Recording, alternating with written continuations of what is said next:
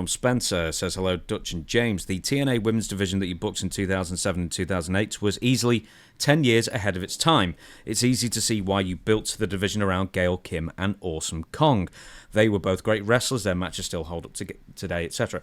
Although sometimes overlooked, I believe that the women in TNA's undercard were also extremely talented. Taylor Wilde was a classic underdog babyface. The Beautiful People were a great heel attraction. And ODB was an over-the-top character like a woman's Jimmy Valiant.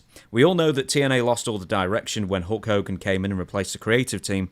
The women's division was doomed for the most part, and these talents seem to be forgotten by the new creative.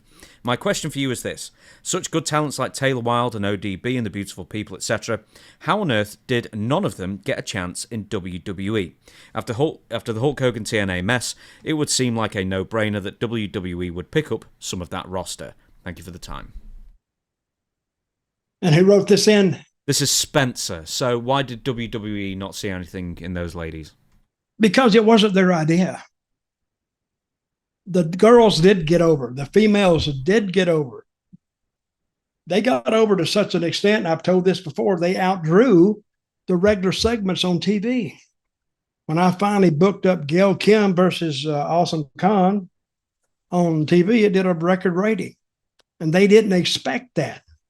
So WWE likes to take something and claim it as their own. They couldn't take that and claim it on their own, because if they had brought one of the girls in, all they would have done say if you take the shape of WWE's female division at the time, it was nowhere near TNA's. TNA's was set up. It was, regimented. Plus, it had stories. And if it wasn't their idea, and they took 10, like you said, it took 10 years for them to develop it. So, and once I developed it, it would run on its own. And I even brought up, I said, why doesn't TNA, let's have a girls division?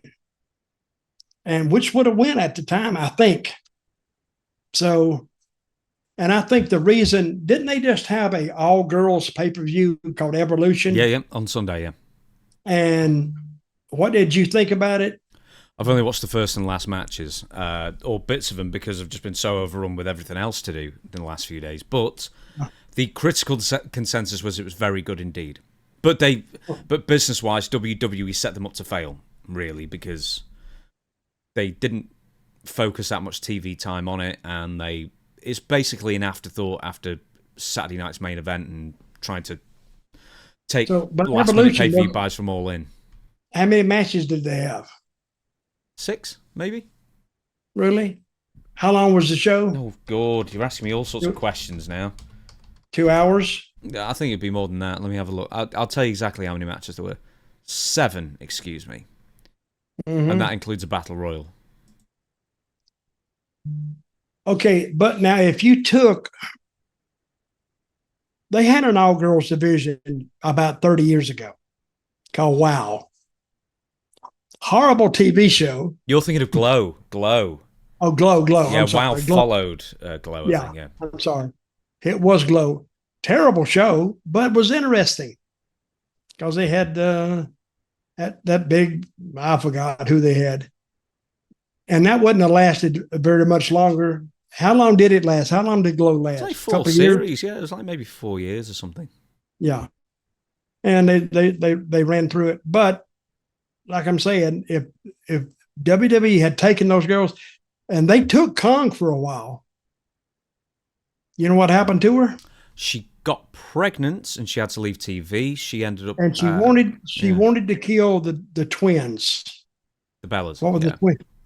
She wanted to kill the Bellas after that match because they said something smart, and I think in real life, huh? Yes, in real life. Okay, yeah, and she wanted to kill them. I don't even know if they know that, but and I think when she heard about it, she was already, canceled. She wasn't.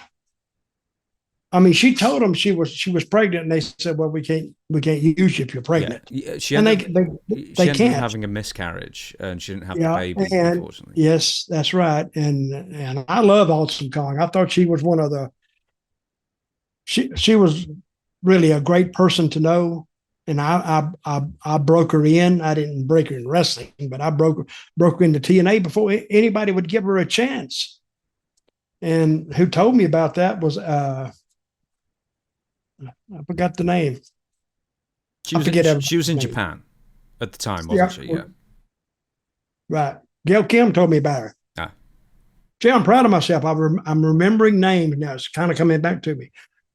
And she showed me a tape of her. And I said this before, but she said, "Would you like her?" I said, "Yes, I want her." She says, "When?" I said, "Well, I'd like to have had her yesterday. Really, get her here as quick as you can." So, and they come in. I let them kind of work their own deal, and they worked magnificently together, and did that big rate on TV, and they even beat Hulk. Hulk beat them maybe 0.2 of a point, but that was a huge jump. It was jumped up almost a whole point with them. So, but anyway, what was the question again? Well, I'm gonna divert the question slightly. I'm gonna give you a couple of names that are mentioned in the question. You tell me why you think they have been good in WWE. So Taylor Wilde. Oh, I think she'd have been good, but it's not how good she is. It's any name you read me is according to how they would use them. See, not everybody had the vision I had for the girls and their creative team. I don't think Vince much liked the girls, and nobody else much liked the girls, so they wouldn't get the platform. You see, to me, she would have done well. The beautiful people were absolutely tailor-made for WWE as well. I mean, they had practically they were hookers or porn stars, whatever they were on TNA. Yep, they were good, and really good. Yeah, they were pretty big attractions for TNA at the time, and I was always surprised they never really ended up in WWE, and that was a head scratcher. And I know afterwards they brought in the Lacey Von Erich as well, I think at one point for the beautiful people. I don't remember her. Maybe that was a bit later. That was probably when I left. Yeah, but the beautiful people I thought was a great act. And Lacey Von Erich, I thought she was a great talent. I don't even think I even know her, but she was with WWE too, right? I don't think she was ever on TV, no. Or if she was, developmental only. Sorry, she was signed in WWE in 2007 to a developmental contract, but I don't think she ever got to TV. Well, good talent. No, I think she did something, but under another name. Never had another name. Okay. The only other name here is ODB.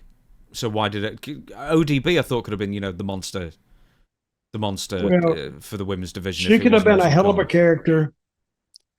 She could have been a hell of a character, but it's according to what creative has in store for them.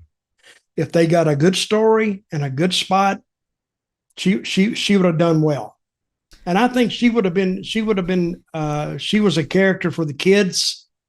And you know what she does now, right? Yeah, she's got a burger van or something, hasn't she? Yeah, she runs a snack truck. Yeah. And she'll just pull up anywhere and just set up shop. And as long as she has a license for wherever she stops, she's fine. So that's good.